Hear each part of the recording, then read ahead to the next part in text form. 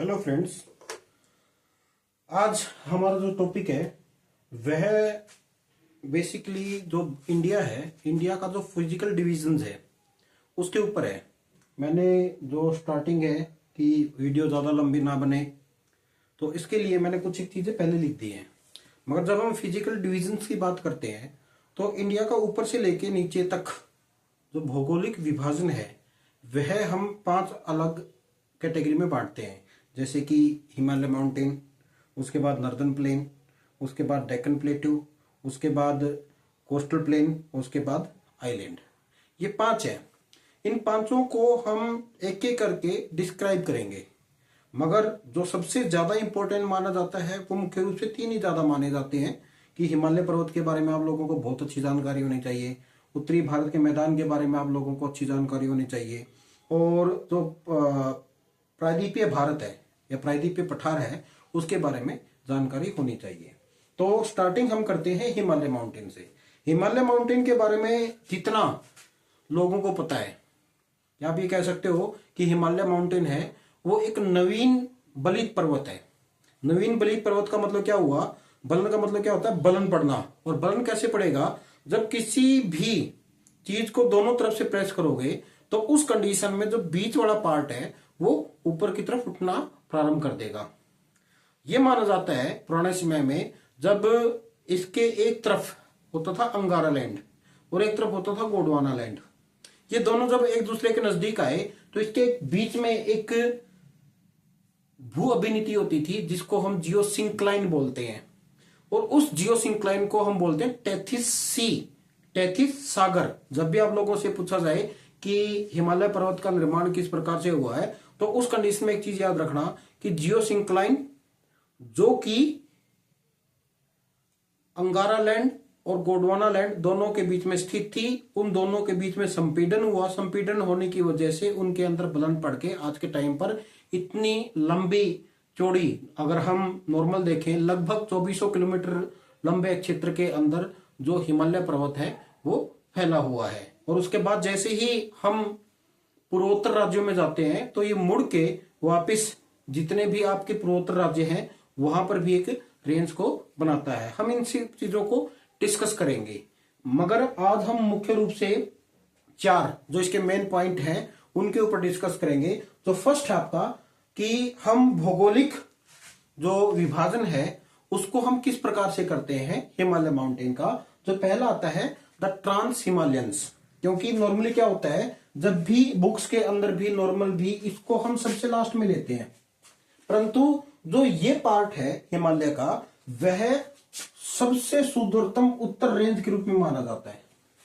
जब आप एक चीज देखोगे आप लोग, जब हम इसको और थोड़ा सा आगे डिटेल में पढ़ेंगे तो उस कंडीशंस में हम कुछ एक है, जैसे कि हिमाद्री की हम बात करते हैं, उसके बाद मिडिल हिमालय की बात करते हैं, उसके बाद नीचे जो है आपका शिवालिक उसकी बात करते हैं, ठीक है। परंतु जो सब स्टार्टिंग है मैंने ट्रांस हिमालयन से की है, क्योंकि ये एक ऐसा पार्ट है जिसको हम ये मानते हैं कि यह जिस समय पर हिमालय बना उससे भी पुराना हिमालय के रूप में इसको जानते हैं। जैसे कि इसमें एक पॉइंट भी है कि यह है हिमालय है उससे भी पुराना है। और इसके समय पर क्या हुआ कि ये भी कहीं ना कहीं किसी बुक में लिखा हुआ मिलता है कि यहां पर है ना जो आपके ज्वालामुखी उद्गार होते रहते हैं वो हुए थे पुराने समय पर, तो उसके अवशेष भी इस क्षेत्र के अंदर देखने को मिलते हैं। इसलिए इसको हम क्या बोलते हैं? ट्रांस हिमालय। जो इसकी एवरेज हाइट है वह 3000 से लेकर 4000 मीटर की एवरेज हाइट है। यहां पर कोल्ड डेजर्ट क्लाइमेट एक शब्द आता है, कोल्ड डेजर्ट। कोल्ड डेजर्ट का मतलब क्या हुआ है? जहां पर पूरा साल ठंड पड़ती रहती है। और डेजर्ट का मतलब क्या होता है कि डेजर्ट को यहां पर आप कह सकते हो नो वेजिटेशन। और वो वेजिटेशन किस वजह से नहीं होगी? वो नहीं होगी आपकी ठंडी जलवायु की वजह से। तो ये जो क्षेत्र है वहां पर ठंडी बहुत ज्यादा पड़ती है, ठीक है। इसकी जो मुख्य रेंजेस है उसमें Karakoram range, Ladakh range, Zanskar range और कैलाश रेंज, इनके नाम आते हैं। हम इसको मानचित्र के ऊपर भी प्लॉट करने की कोशिश करेंगे। जब भी हम मानचित्र के वर्ग के ऊपर आएंगे तो उस कंडीशन में मैं आप लोगों को ये जो मानचित्र है, इंडिया का मानचित्र है, उसके ऊपर आप लोगों को मार्क करके दिखाऊंगा कि ये चीजें कहां पर आती हैं। जो इसकी मुख्य इंपॉर्टेंट पीक्स है K2, जिसको हम गोडविन ऑस्टिन बोलते हैं। एक समय तक ये माना जाता था कि इंडिया की हाईएस्ट जो पीक है वो K2 है, गोडविन ऑस्टिन है, परंतु आजकल हम इसको नहीं मानते, उसके लिए हम कंचनजंगा को मानते हैं। ठीक है। पर दूसरी है आपकी बॉर्डर पीक, ये इसकी कुछ एक श्रेणियां हैं जो यहाँ पर पाई जाती है। तो K2 उसकी हाइट है 8,611 किलोमीटर। तो ये आपका पूरा का पूरा ट्रांस हिमालयन है। जब भी आप लोग इस क्वेश्चन को याद करो तो उस कंडीशंस में अगर आप इसके पॉइंट पॉइंट लिख लोगे वही बहुत है, क्योंकि जब हम पढ़ाते हैं बच्चों का देखते हैं वो पैराग्राफ में लिखते हैं, परंतु वास्तव में अगर आप ऐसे करके एक एक पॉइंट लिखोगे, उसके मेन पॉइंट लिखोगे, उससे एक इंप्रेशन भी अलग जाएगा कि जी हाँ, इसने जितना भी लिखा है वो बिल्कुल सही लिखा है। ठीक है। सेकंड है आपका ग्रेट हिमालयस, क्योंकि जब भी डिविजन्स की बात आती है हिमालय के माउंटेन्स के डिविजन्स की, तो वो यहां से स्टार्ट करते हैं। चाहे आप किसी भी बुक में देख लो, कैसे भी देख लो, इसको बिल्कुल अलग पार्ट में डिवाइड करते हैं। इसको हम हिमाद्री के नाम से भी जानते हैं।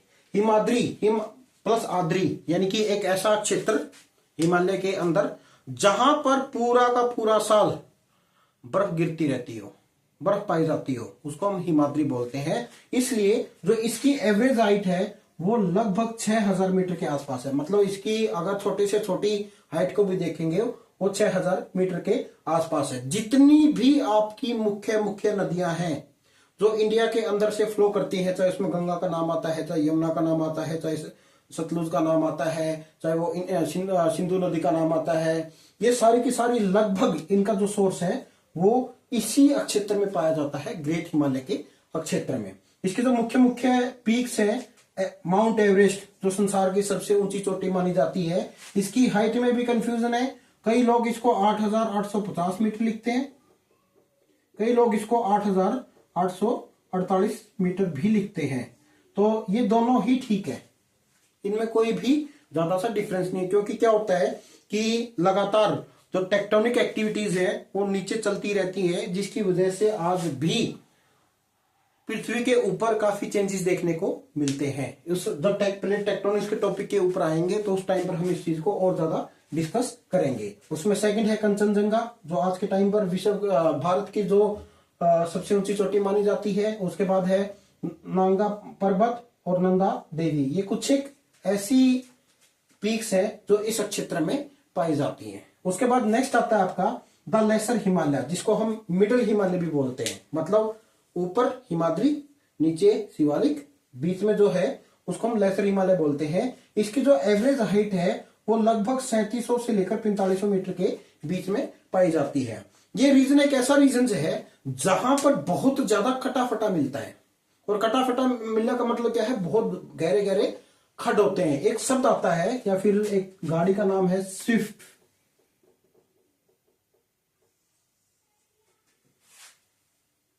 ठीक है, स्विफ्ट। यहां पर जितनी भी रिवर्स हैं इस क्षेत्र में, यहां पर एक और लगा दो स्विफ्टी, मतलब कूदती हुई चलती हैं, इसलिए ये सब लिया गया। तो यहां पर क्या है, मुख्य रूप से जो एरिया है वो बहुत ज्यादा कटाफटा है, क्योंकि यहां पर जो रिवर्स की स्पीड होती है वो बहुत ज्यादा होती है। सेकंड, यहां पर मुख्य रूप से वनस्पतियां बहुत ज्यादा पाई जाती हैं, और जो इसकी ढाल होती है वहां पर जनसंख्या बहुत ज्यादा पाई जाएंगी। मतलब जितने भी आप लोगों को गांव देखने को मिलेंगे वो सारे के सारे इसकी ढालों के ऊपर, स्पेशली जो इसका दक्षिणी भाग है वहां पर आप लोगों को सबसे ज्यादा देखने को मिलेगा। उसके बहुत सारे रीजंस हैं। ठीक है, इसकी जो इंपॉर्टेंट पीक्स हैं उसमें पीर पंजाल का नाम आता है, धौलाधार रेंज का नाम आता है, महाभारत रेंज इसकी मुख्य रेंजेस हैं जो इस क्षेत्र के अंदर पाई जाती है।